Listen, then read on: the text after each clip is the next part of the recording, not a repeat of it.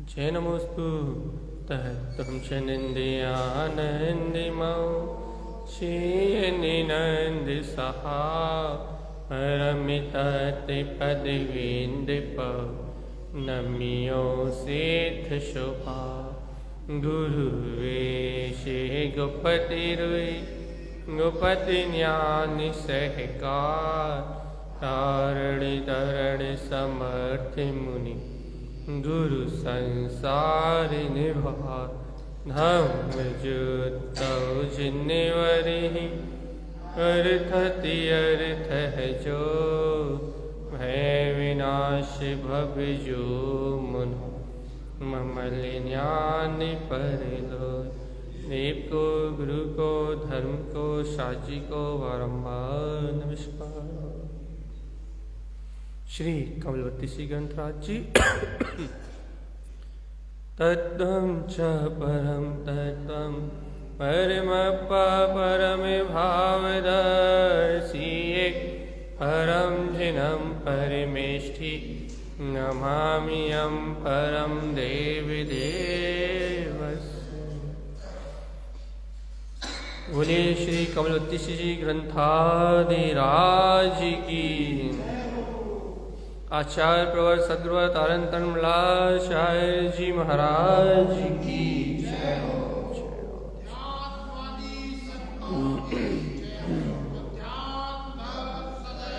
जयवंत हो जयवंत हो जयवंत हो।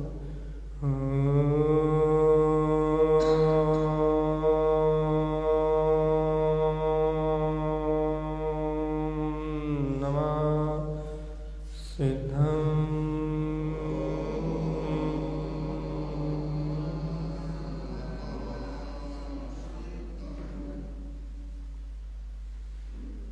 श्री कमलवती श्री ग्रंथराज जी जहाँ आचार्य श्रीमद जिन तारण तरण देव कह रहे हैं भैया आवम ना चावंत। हे भव्य आत्मा आप ब्रह्म में मत चकराओ, आप ब्रह्म में चकराना बंद करो भैया। ये पंच इंद्रिय के जितने विषय हैं जितने भी संयोग हैं ये सब आप ब्रह्म है। इन आप ब्रह्म के भाव को मत देखो। क्यों मत देखो आप ब्रह्म के भाव को? क्योंकि हे भव्य आत्मा यदि तुम आप ब्रह्म के भाव को देखोगे, आप ब्रह्म की ओर अपनी दृष्टि रखोगे तो अंतरोन्मुख जो अपना ब्रह्म में अतीन्द्रिय आत्म स्वभाव है वो दिखाई नहीं देगा। देखो भैया दो ही वस्तु है जगत में, एक अपना ब्रह्म स्वभावी अनंत चतुष्टय में अपना आत्मा और दूसरा ये विभाव रूप परिणमन करता हुआ ये संसार। दो ही वस्तुएं हैं जीव के लिए, दो ही अवस्था है भैया। एक चेतन में अपना वीतराग स्वभाव और दूसरा अचेतन जड़ पदार्थ में इंद्रिय पदार्थ इंद्रिय विषय। दो ही है बस, एक जीव और एक उद्गल। बाकी सब तो अपने अपने में है, बाकी सब तो अपने अपने परिणमित हो रहा है। बस ये दो का ही खेल चल रहा है भैया। किन दो का खेल चल रहा है भैया? एक जीव का और एक उद्गल का। तो यहाँ आचार्य भगवान कह रहे हैं कि हे भव्य आत्मा आबम्बम न चावंतम, तू आप ब्रह्म की भावना में मत चक्रा, आप ब्रह्म की वार्ता ही मत कर, आप ब्रह्म की चर्चा ही मत कर, अर्थात आप ब्रह्म की ओर दृष्टि मत कर। गुरुदेव आप ब्रह्म की ओर दृष्टि ना करें ऐसा संभव कैसे होगा? फिर गुरुदेव ने कहा विकहा विष्णस्य विषय मुक्तम चा, विकथा और व्यसन के जितने भी विषय हैं इनसे मुक्त हो जाओ। आप ब्रह्म में मत चक्राओ, विकथा व्यसन के जितने भी विषय हैं इनसे मुक्त हो जाओ। क्यों मुक्त हो जाए, कैसे मुक्त हो जाए, कहाँ से मुक्त हो जाए? गुरुदेव तो इतनी आसानी से कह रहे हैं भैया। ऊपर के क्या आए थे ना, अप्पा पर परीक्षण, तो आत्मा और पर को पहचानो। आत्मा क्या है और पर पदार्थ क्या है ऐसी यथार्थ पहचान करो। ऐसी पहचान से क्या होगा भैया? पर पर्याय की सल बिला जाएंगी। ज्ञान सहावम शुद्धम शुद्धम चरण से अन्वय संयुक्तम, तुम शुद्धता में आचरण करोगे, शुद्धता की अनुमोदना करोगे, ममल स्वभाव में लीन रहोगे, तो यह संसार परिभ्रमण छूट जाएगा। अब यहां नीचे कह रहा है, ऊपर क्या है, शुद्धता की अनुमोदना करो, अब आप आत्मा और पर को पहचानो। अब नीचे क्या कह रहा है भैया अगली गाथा में, वो कह रहा है जब तुमने इस रहस्य को जान लिया कि अब आत्मा क्या है और पर क्या है, अनंत चतुष्टय में वीतराग तत्व क्या है और पर पदार्थ क्या है, जब तुमने यथार्थ वस्तु के स्वभाव को जान लिया कि जड़ क्या है और अचेतन क्या है, तो हे जीवात्मा आप ब्रह्म की भाव में चकरा रहे हो, विकथाओं में लगे हुए हो, व्यसनों में लगे हुए हो, इंद्रिय विषयों में ही अनुरक्त हो रहे हो। क्यों ऐसा क्यों? कि आप ब्रह्म की भावना मत चकराओ, व्यसनों को मत देखो, विकथाओं को मत कहो, इनसे मुक्त हो जाओ। गुरुदेव तो सीधी सीधी बात कह रहा है भैया, अपने को विचार करना है। गुरुदेव तो यहाँ सीधा सीधा मार्ग कह रहा है कि आप ब्रह्म से को छोड़ दो, विकथाओं को छोड़ दो, व्यसन को छोड़ दो, इनसे मुक्त होने के लिए कह रहा है भैया, मुक्त। अब अपने को विचार करना है कि अपने को इनसे मुक्त होना है या नहीं होना। गुरुदेव तो मुक्त होने के लिए कह रहा है भैया, अपन मुक्त होना चाहते हैं या नहीं होना चाहते, ये अपने को विचार करना है। होना है मुक्त, भी कथाओं से, व्यसन से और आब्रह्म की भावना से मुक्त होना है। यदि होना है तो बताओ भैया। गुरु महाराज आगे कुछ कह रहा है, अपन गुरु महाराज की बात सुने। गुरु महाराज आगे समझा रहा है तो अपन समझे कि वास्तव में आब्रह्म से, विकथा से, व्यसन से कैसे छूटा जा सकता है। देखो ये हर जीव को व्यसन, जो भी आध्यात्मिक जीव है या जो भी मोक्ष मार्ग को चाहता है, उस जीव को ये भाव तो अंतर में रहते ही भैया कि आप ब्रह्म का सेवन ना हो, हम विकथाओं में अपना समय नष्ट ना करें, हम इस 7 प्रकार के व्यसनों से बिल्कुल मुक्त रहें। जो भी थोड़ी सी भी आध्यात्मिक जागृति को प्राप्त करता है, जो थोड़ा सा भी जिनेन्द्र भगवान के मार्ग को अंगीकार करता है, उस श्रावक के अंतर में यह भाव तो होता ही है कि आप ब्रह्म के आदि के दोषों से बचे, 7 प्रकार के व्यसनों से दूर रहे, और इन 4 प्रकार की विकथाएं जिन्हें अधर्म का मूल कहा है, इनसे हमें होना है मुक्त। क्यों मुक्त होना भैया? क्योंकि जब तक ये 3 चीज रहेंगी तब तक ये जीव मुक्ति के मार्ग में आरोहण नहीं कर सकता। चारित्र कब प्रकट होगा जीव को? सावधान आत्मा, सावधान सावधान। जीव को चारित्र कब प्रकट होगा? चारित्र किस समय कहलाएगा जीव को? अंतर आत्मा में रमणता रूप चारित्र किस समय सिद्ध होगा भैया? जिस समय जीव अब्रह्म के भाव से मुक्त हो। क्योंकि बिना अब्रह्म की भावना से मुक्ति के चारित्र 3 काल में पल सकता नहीं। सावधान चेतन, सावधान। जब भी आत्म चारित्र प्रकट होगा, जब भी जीव आत्मा सम्यक चारित्र को अंगीकार करेगा, शुद्ध ज्ञान भाव में रमणता करेगा, तो उसे अब्रह्म की भावना का अभाव हो जाएगा। अब्रह्म के भाव में भेज आत्मा चक्कर नहीं लगाएगा। दूसरा लक्षण विकथा। जो भी जीव चारित्र को अंगीकार करेगा, आत्म चारित्र को प्रकट करना चाहेगा, शुद्ध चारित्र को, शुद्ध नियम को, शुद्ध व्रतों को, शुद्ध महाव्रत को उत्पन्न करना चाहेगा भैया, जो भी जीव चारित्र में रमण करना चाहेगा, उसको विकथाओं से मुक्त होना पड़ेगा।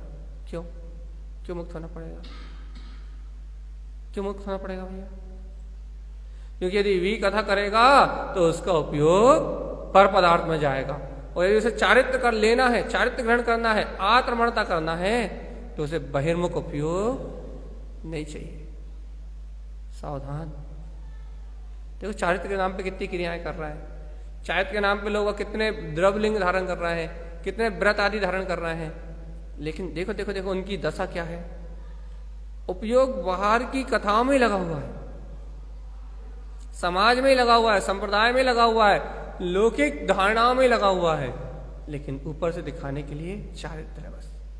द्रव्य है, द्रव्य से चारित्र है, वो भी अनंत दोष सहित है, अनेक दोष, अनेक प्रकार के आवरण सहित है, वो भी शुद्ध नहीं है।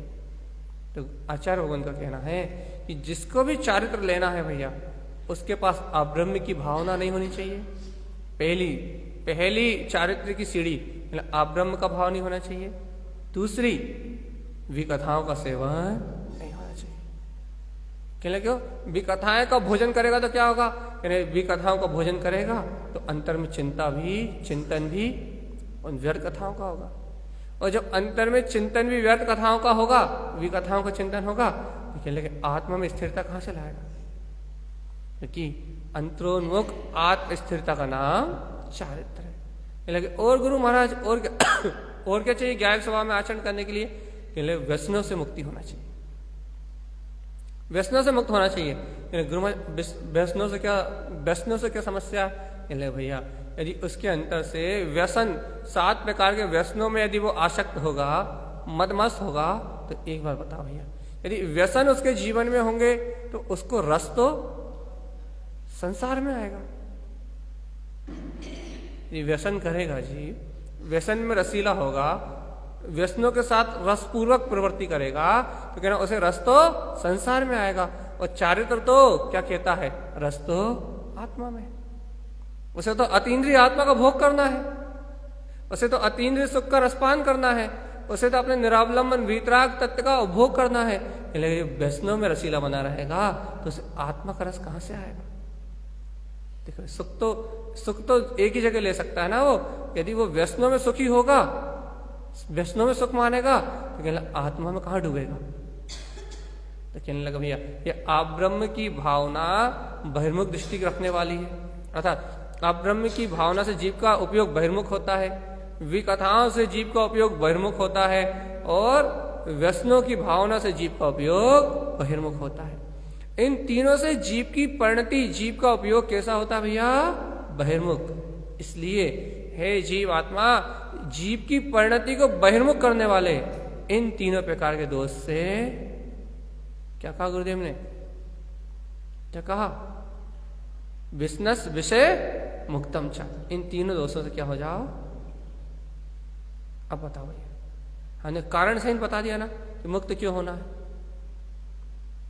कारण सहित स्पष्ट हो गया ना कि हमें अब्रह्म से क्यों मुक्त होना है, हमें विकथाओं से क्यों मुक्त होना है, हमें व्यसनों से, इंद्रिय विषयों से क्यों मुक्त होना है। कारण सहित पता लग गया ना भैया। कारण क्या है कि यदि हम इनमें लगे रहेंगे तो हमारी दृष्टि अंतर चतुष्टय स्वभाव की ओर नहीं पलटेगी। और यदि हमारी दृष्टि अंतरोन्मुख नहीं होगी तो हमें अपना अंतर आत्मा, जो अनंत चतुष्टय में आत्मा है, अतीन्द्रिय आत्मा है, उसका सहकार नहीं हो। अपने आत्मा का सहकार जो करना चाहते हैं, चैलेंज आ गया है गुरुदेव की वाणी में। चैलेंज आ गया। चैलेंज क्या? जो भव्य आत्मा का सहकार करना चाहते हैं, वो भव्य जीव इन तीनों प्रकार के भाव से मुक्त हो जाते हैं।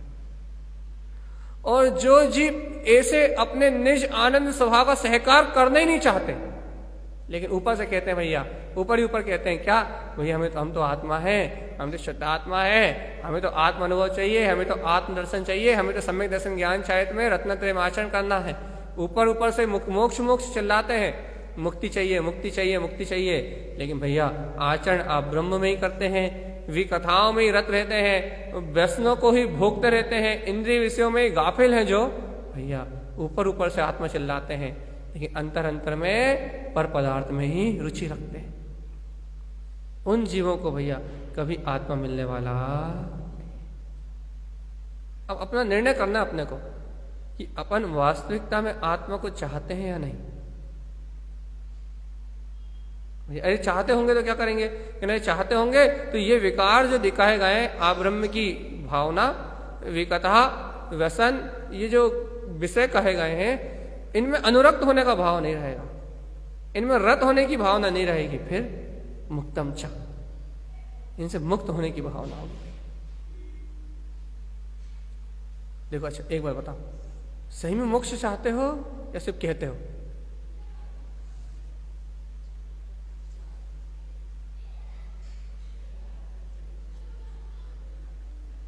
देखो भैया अपन अच्छे से निर्णय कर ले, बहुत अच्छे से, बहुत प्रेम से निर्णय कर ले। बहुत गहरी गाथा है, गुरुदेव आगे बहुत इतनी सुंदर बात कहने वाले हैं, इतनी सुंदर बात कहने वाले हैं, ये आपको सुन के आनंद बरस जाएगा, आपके चित्त में आनंद बरस जाएगा। लेकिन पहले अपन निर्णय कर ले, आचार्य भगवान का कहना है कि हे भव्य आत्मा, तू कहता तो है कि मुझे संसार परिभ्रमण से छूटना है। हे भव्य आत्मा, तू कहता तो है कि जन्म मरण की पीड़ा को नष्ट करना है। हे भव्य आत्मा, तू कहता तो है कि मुक्ति के मार्ग का वर्णन करना है। हे भव्य आत्मा, तू कहता तो है कि दुर्गतियों की यात्रा से बचना है। हे भव्य आत्मा, तू ऐसा कहता तो है, लेकिन तू बता, अंतर आत्मा से बता कि सही में तू सच में, वास्तविकता में क्या तू आत्म अनुभव को चाहता है?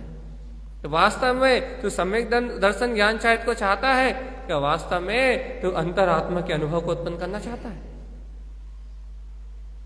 यदि आप कहते हो कि हाँ भैया, हम तो वास्तव में उत्पन्न करना चाहते हैं, हम तो वास्तविकता में आत्मा के अनुभव को चाहते हैं, तो आचार्य भगवान कहते हैं भैया, जो वास्तविकता में आत्म अनुभव को चाहता है वह जीव आप ब्रह्म की भावना में नहीं चकराता। ये लक्षण मिल रहा है क्या? अपन इंद्रिय विषय रूप आप ब्रह्म की भावना में नहीं चकराते। फिर उन्होंने दूसरा लक्षण कहा कि वह जीव विकथाओं में अनुरक्त नहीं होता, उसे विकथाएं अच्छी नहीं लगती। जैसे आत्म कथा मन भाग गई हो, जिसे वस्तु स्वरूप का निर्णय मन भाग गया हो, जिसे सर्वज्ञ वचन मन भाग गए हो, उस जीव को संसारी जीवों की राज कथा, चोर कथा, स्त्री कथा, इन कथाओं, भोजन कथा, इन चार कथाओं में आनंद नहीं आता।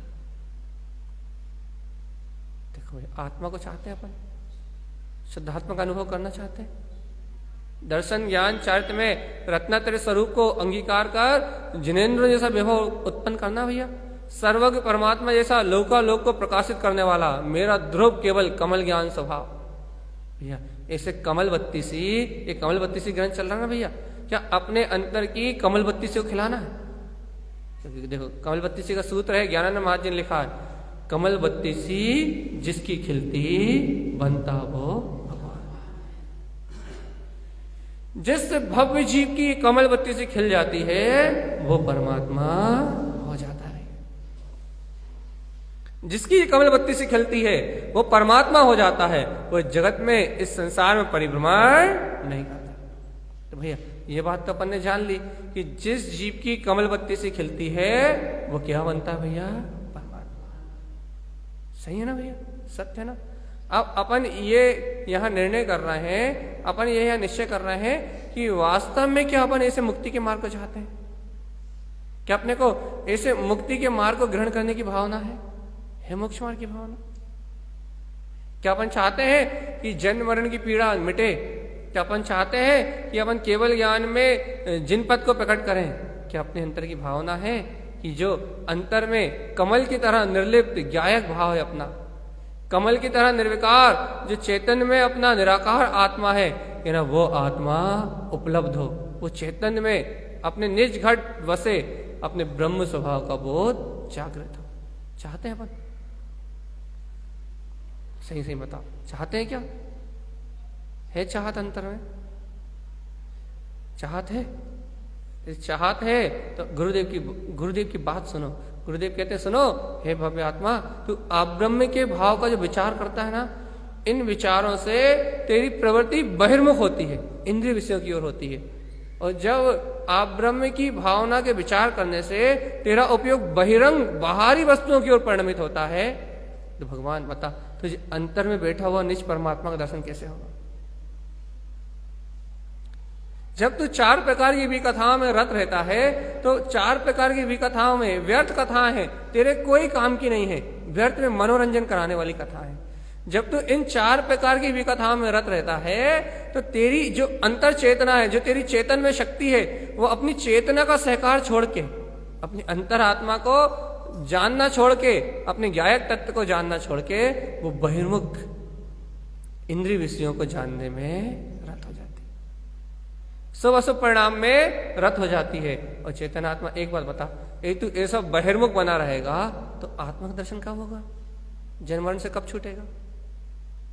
और फिर देखो गुरु महाराज क्या कहते हैं, व्यसनस, इन 7 प्रकार के व्यसनों में ये तेरा मन रसीला बना रहेगा। यदि ये व्यसन ही तुझे ईश लगेंगे, इन व्यसनों में ही तेरी चेतना उलझी रहेगी, तो हे चेतनात्मा, तुझे अपने निज घट में जो अपना इष्ट परमात्मा है वो प्रिय कब लगेगा? उसकी रुचि कब लगेगी? देखो भैया, रुचि तो एक ही है ना। सुनो, अच्छे से सुनो भगवान आत्मा, रुचि तो एक ही है ना भैया, उपयोग तो एक ही है ना, पुरुषार्थ तो एक ही जगह लगेगा ना। यदि तुम्हारा पुरुषार्थ अर्थात यदि तुम कर्ता बन के, भोक्ता बन के यदि शरीर इंद्रिय विषयों में ही आचरण करते रहोगे, यदि तुम्हारा पुरुषार्थ बहिर्मुख संसार की क्रियाओं में लगा रहेगा, तो हे चेतन आत्मा एक बार बताओ, जब तुम्हारी दृष्टि बहिर्मुख रहेगी तो आत्मा का अनुभव कब तक होगा? जन्म मरण कब तक छूटेंगे?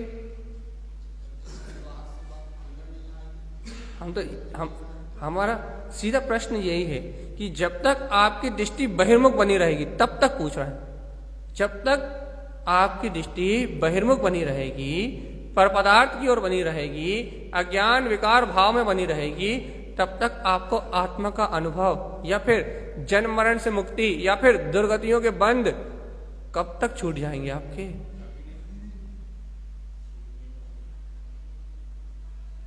कभी नहीं छूटेंगे, कभी नहीं छूटेंगे। हाँ, तो वही तो हम कह रहे हैं कि भगवान आत्मा जब तक बहिर्मुख दृष्टि रहेगी, जब तक दुर्गतियों के बंध छूटने वाले नहीं। अब ऐसा जान के भी देखो, ये बनिया आदमी है ना, व्यापार बहुत समझ के करता है। जिस चीज में मुनाफा होता है और जिस चीज की जो रनिंग आइटम होता है उसी को बेचता है। जिसमें मुनाफा ज्यादा होता है उसी का व्यापार करता है, और जिसमें मुनाफा नहीं होता उसका व्यापार नहीं करता। वही आइटम बेचता है जिसके साथ मुनाफे वाले आइटम बिके।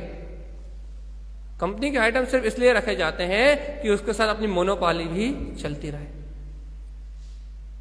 और यदि मोनोपाली अकेले से काम चल रहा हो तो कंपनी के आइटम कोई रखने वाला। बनिया बहुत समझदार है, आगे तक का पूरा व्यापार सोच समझ के करता है, पूरा व्यापार बहुत सोच समझ के करता है। लेकिन भगवान आत्मा ये यहां मूर्ख बन जाता है।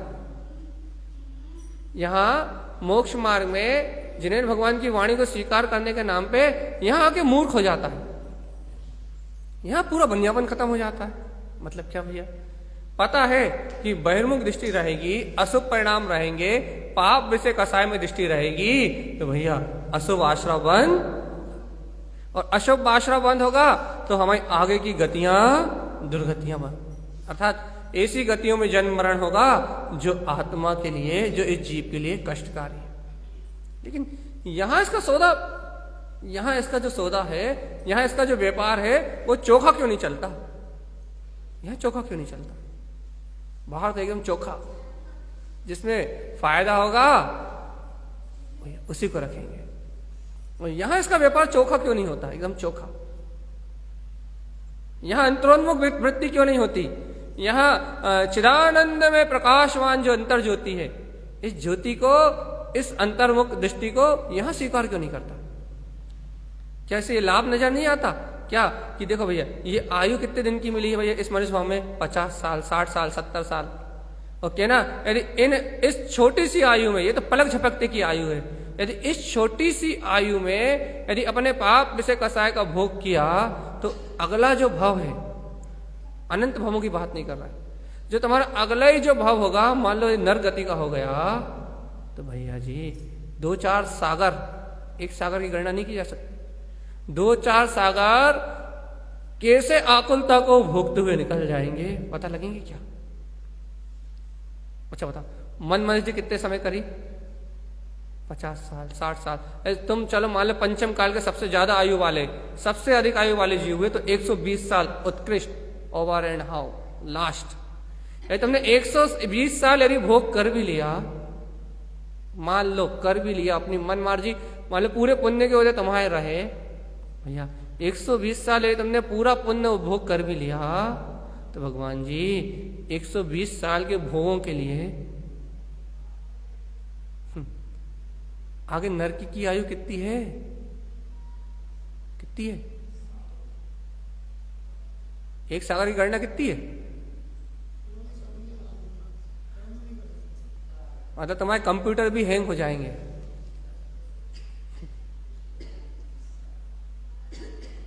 तो हम ये यहां ये बात क्यों लेके आए, ये प्रसंग क्यों लेके आए? हम यह प्रसंग इसलिए लेके आए कि ये बनिया आदमी दुकान बहुत अच्छे चलाता है, इसके व्यापार बिल्कुल समझदारी से होते हैं, सारे लाभ के काम करता है, लेकिन भैया अपनी अंतर चित्त की दुकानदारी में क्या हो जाता है, चैतन्य की गणना करने में क्या हो जाता है, गतियों के बंद के समय कहां चला जाता है होश, यहां कहां चला जाता है, यहां बुद्धि, यहां विवेक, यहां दिमाग कहां चला गया, यहां कुछ समझ में नहीं आता, यहां कुछ बोलना है, प्रवचन समझ में नहीं आते, आत्मा की बात समझ में नहीं आती, आत्मा का अनुभव होता नहीं है, यहां सब ये क्या हो जाता है। दुकान पे तो बढ़िया परफेक्ट चलता है, यहां आने के बाद क्या हो जाता है, चेतन आत्मा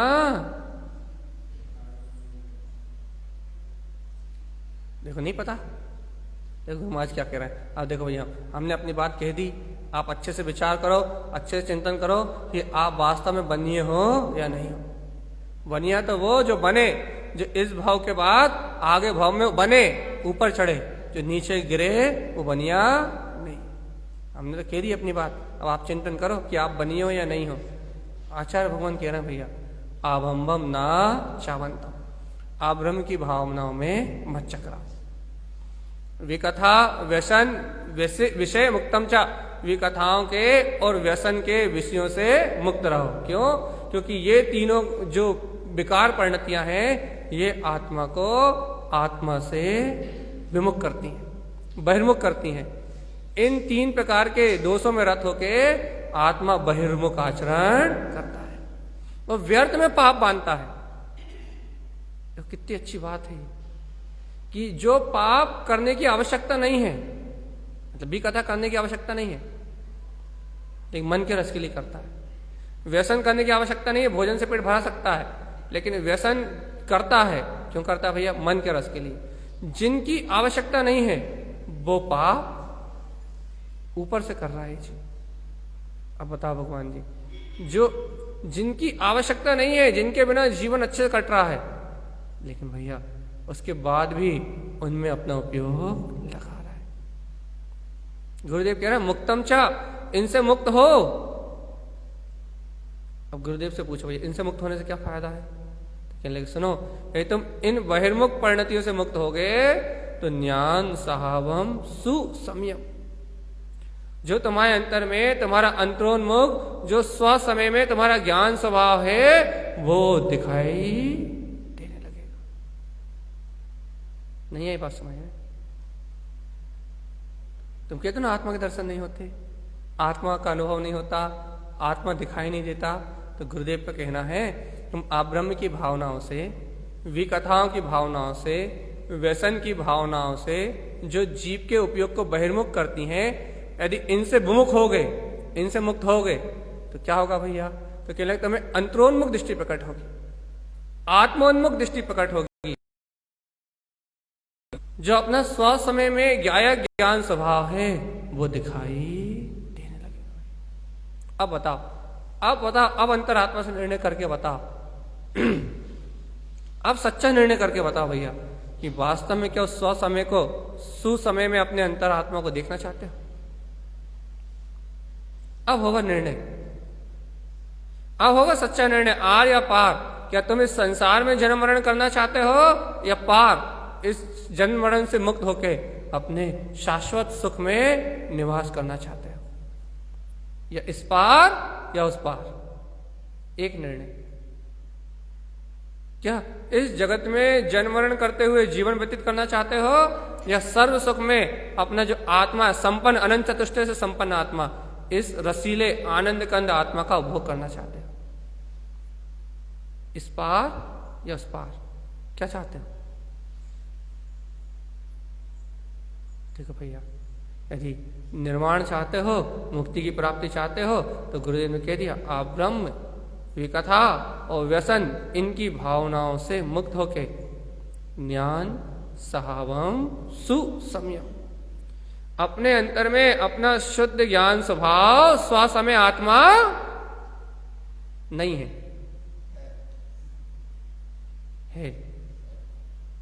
तो भैया जब है तो अंतरोन्मुख दृष्टि क्यों नहीं हो रही? वो काला है।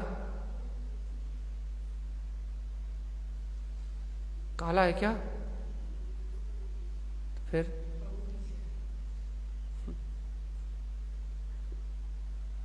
भैया जब वो काला नहीं है, कुरूप है क्या? देखने लायक नहीं है क्या? हाँ, तो अनुभव को तो देखना कहते हैं, दर्शन मतलब स्वानुभव। देखने लायक नहीं क्या?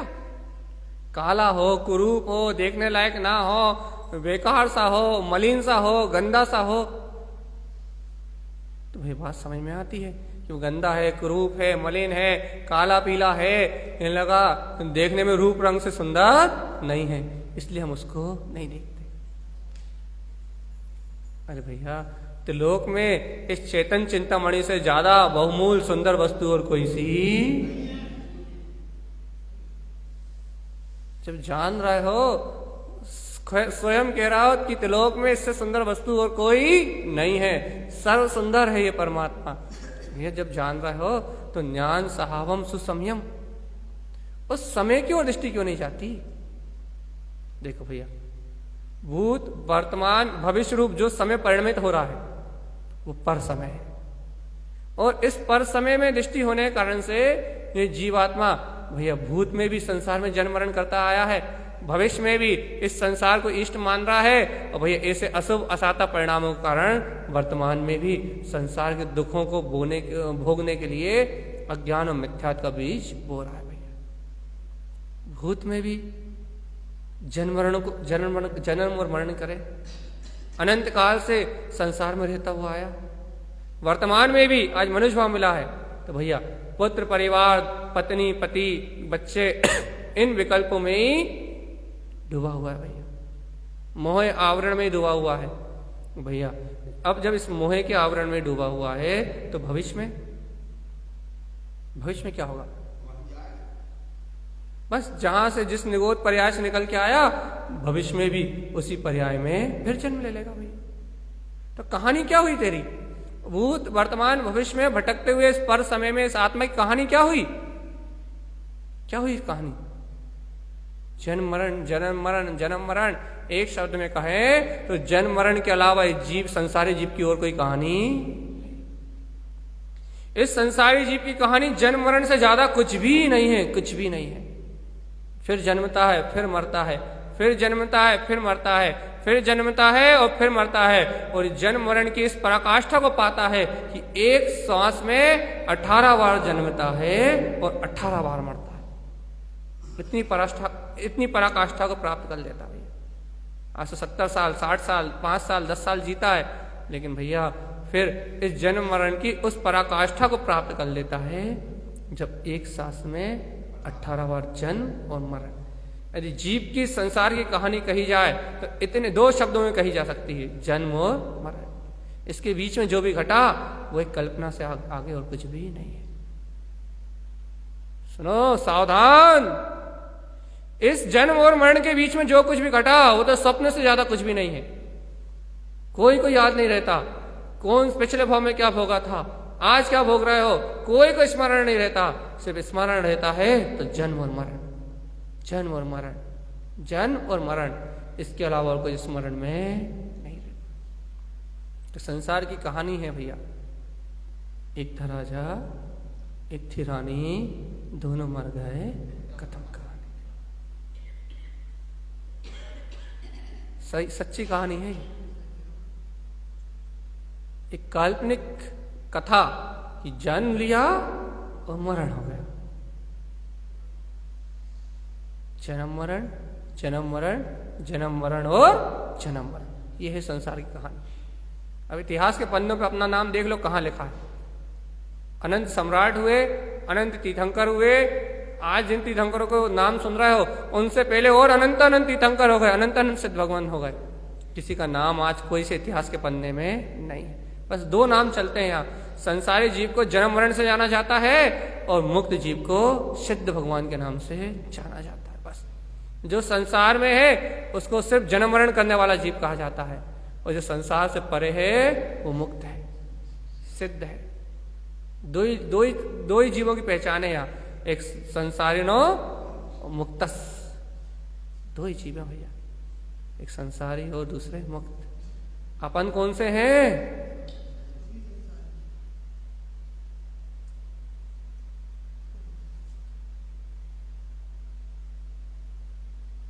बोले करो भैया, अपना पुरुषार्थ करो। ऐसा कहने से काम नहीं चलेगा। अभी संसारी, अभी मुक्त होना पड़ेगा। अभी शरीर से भिन्न, अभी इन पर्यायों से भिन्न जो प्रवृत्ति बहिर्मुख ले जाती है, आप ब्रह्म की भावना बाहर ले जाती है। आप ब्रह्म का परिणाम आए, आप ब्रह्म के विचार आए तो कह दो पुण्य के उदय में जो होगा वो होगा। अपन तो इस आप ब्रह्म के योजना बनाने में रत होने वाले नहीं। हम आप ब्रह्म की योजना के बना के कमाने वाले नहीं हैं। हम आप ब्रह्म के लक्ष्य को रख के व्यापार करने वाले नहीं हैं। हम आप ब्रह्म की भावना रख के कोई भी कार्य योजना विकल्प बनाने वाले नहीं। जो भाग में है वो तो मिलेगा ही। इसलिए हम अपने तरफ से कोई भी ऐसा विचार जन्म नहीं देने वाले, कोई भी ऐसी योजना को जन्म नहीं देने वाले, कोई भी ऐसे भाव को जन्म नहीं देने वाले जो हमारी आत्मा के स्मरण में बाधा डाले, जो हमें अशुभ असाता कर्म का उदय करावे। चलिए भैया, हम चर्चा करने के लिए मनाही नहीं कर रहा है, व्यापार करने के लिए मनाही नहीं कर रहा है, लेकिन भैया हम विकथा नहीं करने वाले, इधर उधर की व्यर्थ की चर्चाओं में रत नहीं होने वाले। क्यों? कि ना मिलेगा क्या मिलेगा विकथा करके? मन का रस, उस थोड़े से मन के रस को भोग के क्या मिलेगा? अशुभ असाता कर्म का आश्रव, अशुभ असाता कर्म के आश्रव से क्या मिलेगा? वर्तमान में रोगी काया और भविष्य में दुर्गति की माया। तो कहना भैया हम अपने घाटे का सौदा करने वाले बिल्कुल भी नहीं। कहना व्यसन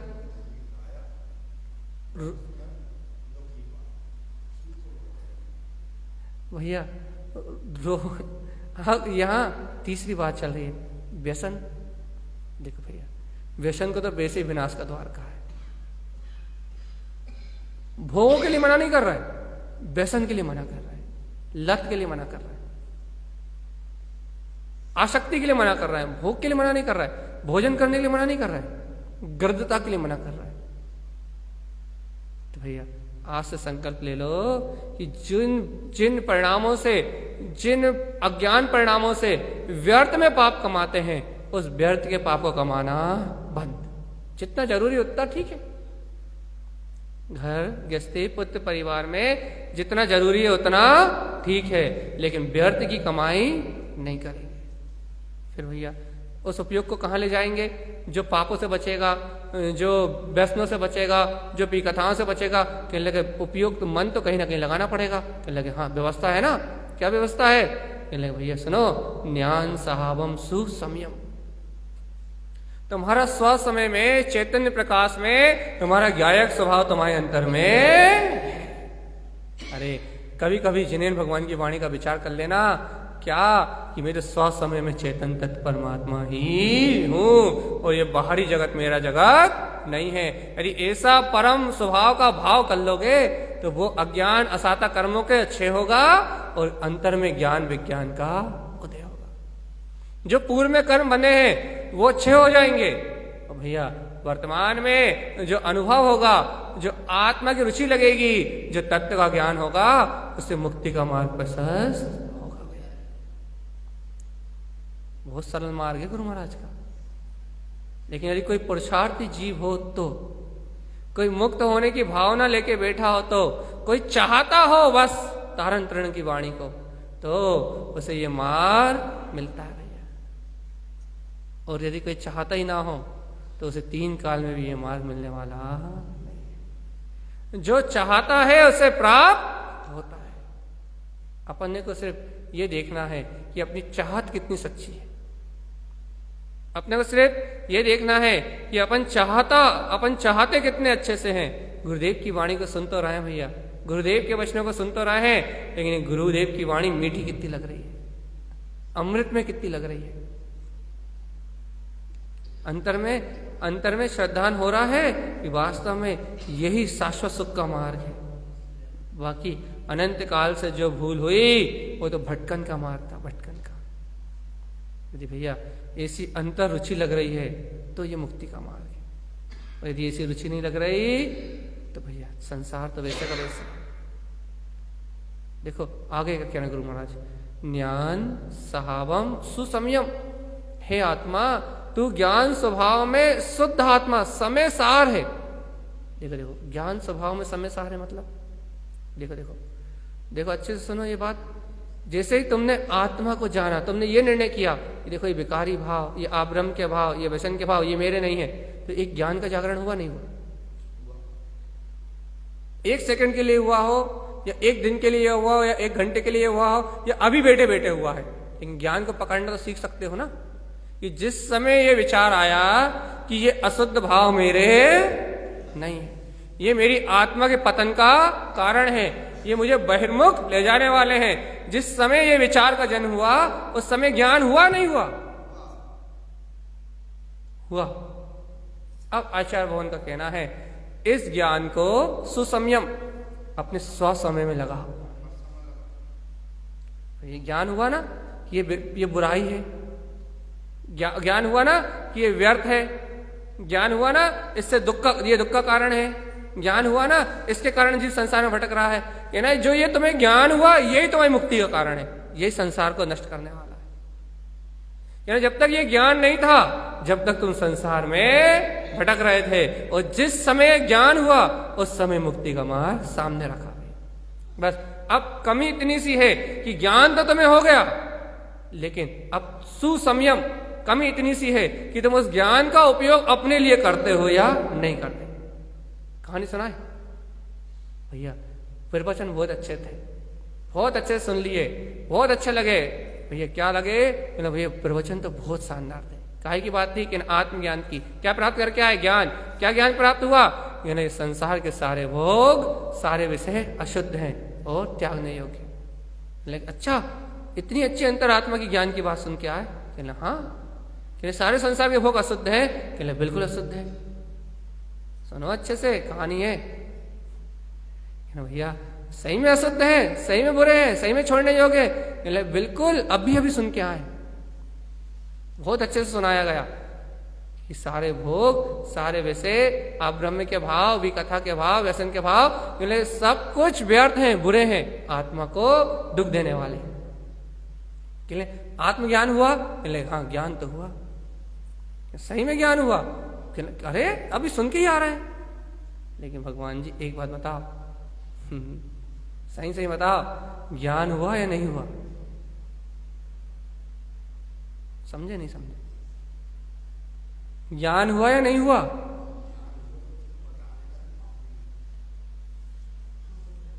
हाँ, ज्ञान हुआ या नहीं हुआ? मतलब भैया आप क्या कहना चाह रहे हो? आत्मज्ञान भैया सुन के तो आए ना, इतना अच्छा ज्ञान तो हुआ, जाना तो, अरे लेकिन ज्ञान हुआ या नहीं हुआ? मतलब भैया आत्मा को जाना या नहीं जाना? सुसंयम। अरे तुम जब आत्मज्ञान हुआ है, तुमने आत्मा की इतनी अच्छी बात को सुना है, तुमने इन व्यर्थ व्यसन और विकथाओं को जब तुमने कह दिया कि ये आत्मा को दुर्गति ले आने वाली है, तो भैया इनसे विरक्त हुए, थोड़ा बहुत आत्मचिंतन हुआ या नहीं हुआ? तत्व का मंथन हुआ या नहीं हुआ? आत्मा की सूरत आई या नहीं आई? सुसंयम अपने समय में आत्मा को जाना या नहीं जाना? या कहानी किस्सा सुन के आ गए? भैया क्या कह रहे हैं? कहानी किस्सा सुन के आ गए या थोड़ा बहुत ज्ञान हुआ? नहीं हुआ? भैया देखो, ज्ञान हो जाओगे तो सत्यता है, आत्मज्ञान प्राप्त हो जाएगा, अनुभव हो जाएगा, आत्मा की रुचि लग जाएगी, सत्यता है। और यदि ज्ञान ही नहीं होगा, आत्मज्ञान ही नहीं होगा, जैसे संसार की कहानी है वैसे ये भी जीव की कहानी है, कहानी है, किस्सा ही है। वही एक था राजा, एक थी रानी, दोनों मर गए, खत्म कहानी। क्या सुना रहा है भैया?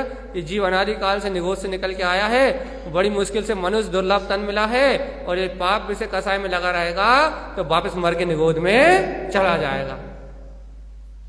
एक था राजा, एक थी रानी, दोनों मरे, खत्म कहानी। निगोद से निकल के आया, संसार में परिभ्रमण किया, वापस निगोद चला गया, खत्म कहानी। अब गुरुदेव पूछ रहे हैं भैया, ज्ञान सहावम सुसंयम, अरे हे भव्य आत्मा, हे जीवात्मा, ऐसे अंतरात्मा की बात सुन के क्या तुझे तेरा स्वसमय प्रकाश में आत्मा झलका या नहीं झलका? आत्मा की रुचि लगी नहीं लगी? तत्व का ज्ञान हुआ या नहीं हुआ? आत्मबोध प्राप्त हुआ या नहीं हुआ कि भैया वो ज्ञान विज्ञान में स्वभाव, जिसे यहां जिनवाणी कह रही है, वो मेरा ही चेतन तत्व परमात्मा, ऐसा भाव आया नहीं आया भैया? अरे तुझे ज्ञान होने का मतलब यह था कि तुझे आत्मज्ञान हुआ तो ज्ञान सच्ची राह दिखाता है। जब तुझे ज्ञान हो गया कि ये बुरा स्थान है, इस व्यर्थ विषयों में अपनी दृष्टि लगाएंगे, इन व्यर्थ व्यसनों में अपनी दृष्टि लगाएंगे, विकथा में लगाएंगे, आप ब्रह्म के भाव में लगाएंगे, तो मेरा स्वयं का, मेरी स्वयं की आत्मा का घात होगा। मैं स्वयं अशुभ आश्रय बंद करके दुर्गति में जाऊंगा। जब तुम्हें ये ज्ञान हो गया तो अब बताओ भैया, जब ज्ञान ही प्रकट हो गया कि ये बुरा है, यहां से मुझे दुर्गति में जाना है, तो अब सिर्फ इतना से पूछ रहे हैं, क्या अब भी तुम इनकी चिंताओं में डूबे रहोगे? तो ज्ञान तो भैया यही करता है। अच्छा, आपको पता है कि आग में हाथ डालेंगे तो हाथ जलेगा, ज्ञान है या नहीं? आगे में हाथ डालते हो क्या? क्यों नहीं डालते?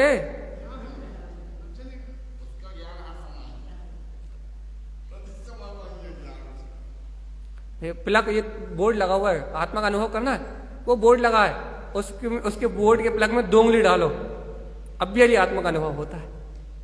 करना है? करना है?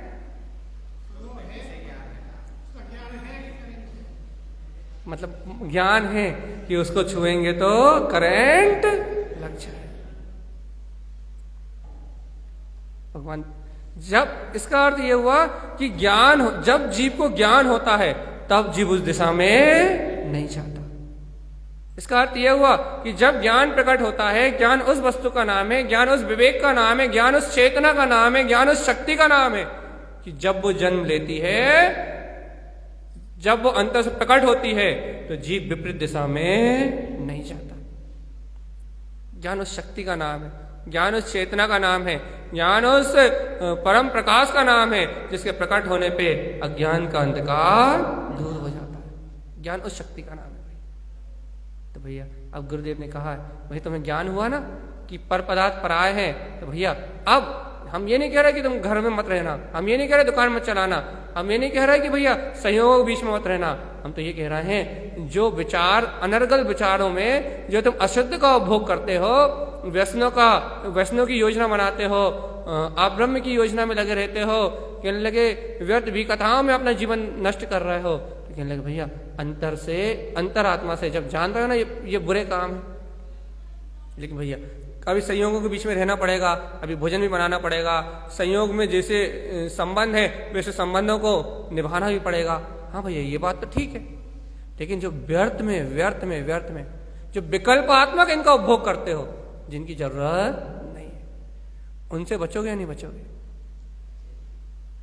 क्योंकि ज्ञान हुआ है ना भैया, हमने मान लिया, चल हम यही मान ले रहे, आसक्ति नहीं टूट रही, ये भी मान ले रहे हम कि वर्तमान में उन विषयों की आसक्ति नहीं टूट रही। तो भाई भोगने मना कौन कर रहा है?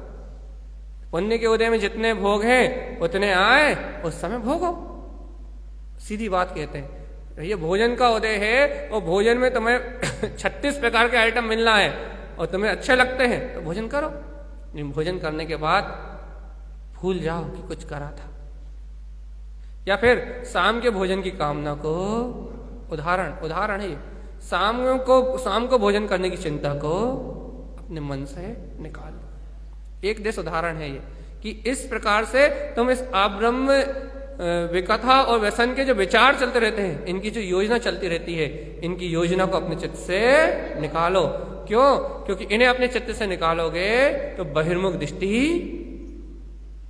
टूटेगी और दृष्टि कहां जाएगी?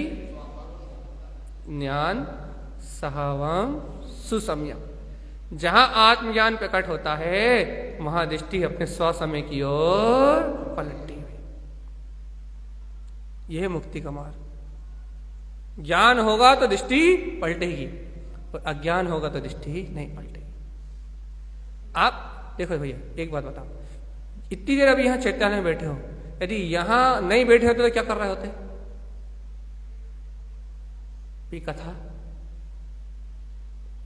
योजना बना रहे होते कि कब कौन सी जुगाड़ लगानी है, या फिर वैष्णव का भाव चल रहा होता, टीवी देख रहे होते, टीवी देख के वैष्णव की अनुबंधना कर रहे होते, मोबाइल देख के वैष्णव की अनुबंधना कर रहे होते, सॉन्ग आगे यदि गाने आदि सुन के आप ब्रह्म आदि इन दोषों की अनुबंधना कर रहे होते, हाँ या नहीं?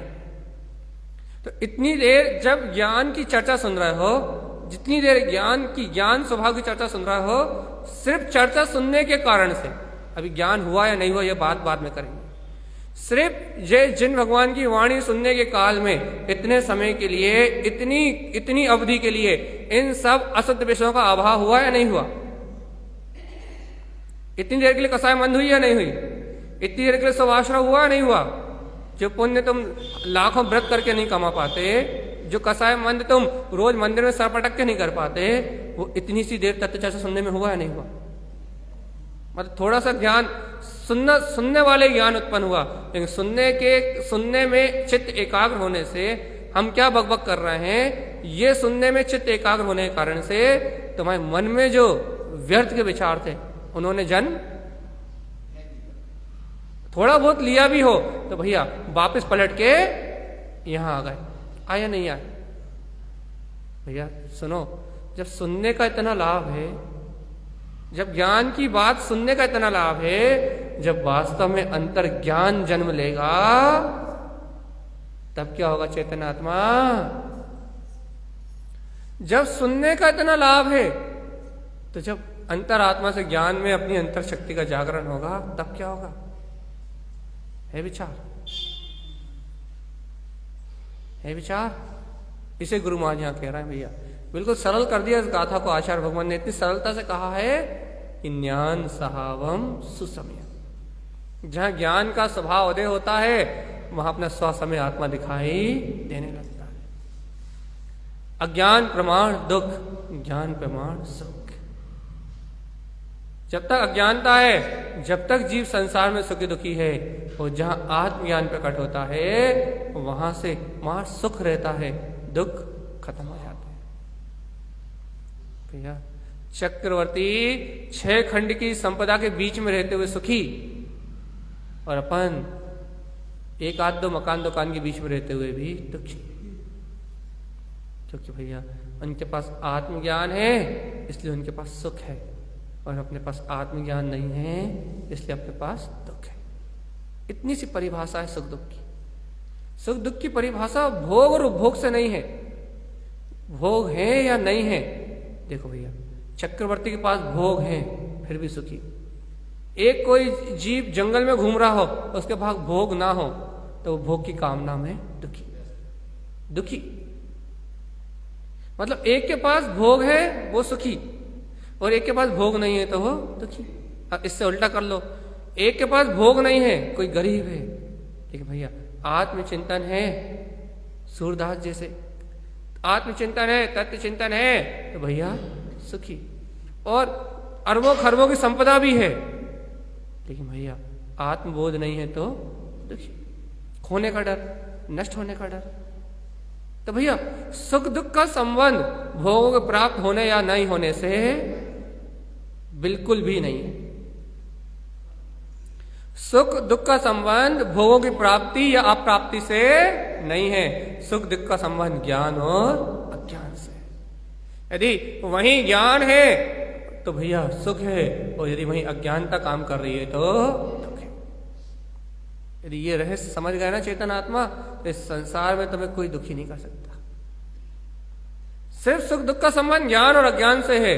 और देखो आचार्य देव अगले बार क्या कहें, और आगे क्या कह रहे हैं, अरे चेतन आत्मा जब ज्ञान स्वभाव प्रकट हो ही गया, जब तूने जान ही लिया अपने स्वसमय को, तो अब कहां देर कर रहा है कि संयम सहकार, निरंतर इस समय का सहकार कर, इस समय सार में आत्मा का सहकार कर, इस समय सार में आत्मा में आचरण कर। संयम सहकार ममल अन्मोयम, इस समय स्वरूप का शुद्ध आत्मा का सहकार करते हुए ममल स्वभाव की अनुमोदना से संयुक्त रहे, ममल स्वभाव की अनुमोदना से संयुक्त रहे, क्योंकि ममल स्वभाव की अनुमोदना करने से केवल दर्शन, केवल ज्ञान का प्रकाश हो जाएगा। और अज्ञान का संपूर्ण अंधकार मिट जाएगा। तू स्वयं जिनेंद्र हो जाएगा। जिनकी वाणी तू सुन रहा है तू स्वयं जिनेंद्र हो जाएगा। है विश्वास? जिनकी वाणी तू सुन रहा है तू स्वयं जिनेंद्र हो जाएगा। है विश्वास कि जिनकी वाणी हम सुन रहे हैं हम वो पद स्वयं धारण कर सकते हैं। जैन धर्म ही तो एक ऐसा धर्म है जो अपने जो धर्म अपने भक्तों का निर्माण नहीं करता। जैन धर्म ही एक ऐसा धर्म है जो भगवान का निर्माण करता है। बाकी सब धर्म भक्ति प्रधान है, वहां एक भगवान और एक भक्त होता है।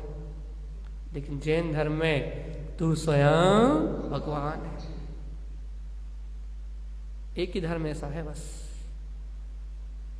जहां कहा जाता है कि जो शक्ति परमात्मा में है, हे जीवराज, यदि तू उस शक्ति को अपने अंदर में पहचान लेगा तो तू भी परमात्मा हो जाएगा।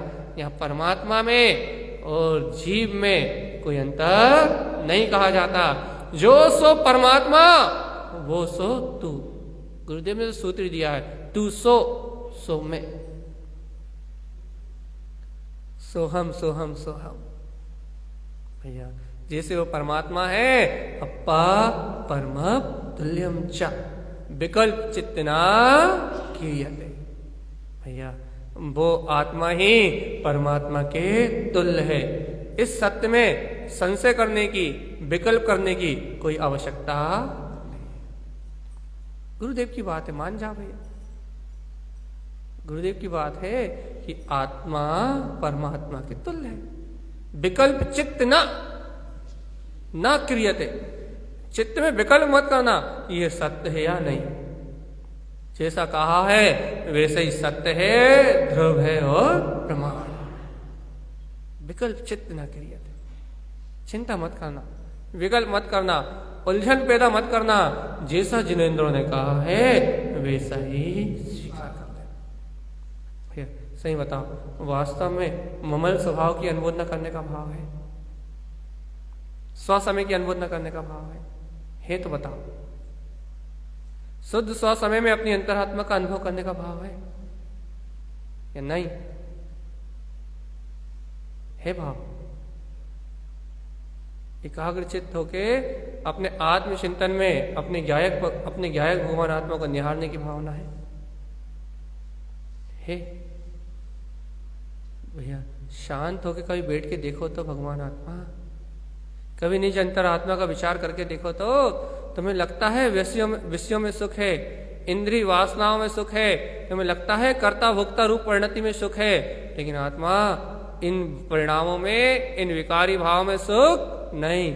एक बार आत्मचिंतन करके देख, एक बार तत्व चिंतन करके देख, एक बार अंतरोन्मुख दृष्टि पलटा के देख। चेतन आत्मा सर्व सुख में अपना अंतरात्मा ही है। इस अंतरात्मा के अलावा इस त्रिलोक में कहीं भी सुख स्वीकार है भैया। चलो भैया, यदि स्वीकार हो तो हम आपको एक भजन सुना देते हैं कि वास्तव में सुख मात्र अंतरात्मा में और कहीं नहीं। शांत मुद्रा और आनंद में बैठो। यदि वास्तव में इस गाथा का आनंद लेना है तो शांत चित्त, यदि वास्तव में अनुभव करना है कि वास्तव में सुख तो मेरी चेतना में, सुख तो मेरे अंतर में है, प्रभुता तो मेरे निज घट में है। बाहर कहीं प्रभुता, बाहर कहीं आनंद, बाहर कहीं सुख